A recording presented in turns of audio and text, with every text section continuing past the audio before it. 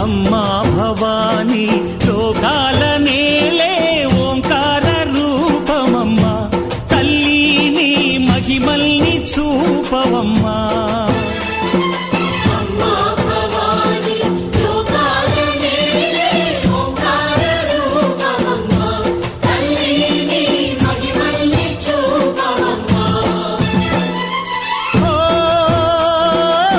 సృష్టికే దీపమా, శక్తికే మూలమా, సింహరథమే నీదమ్మా.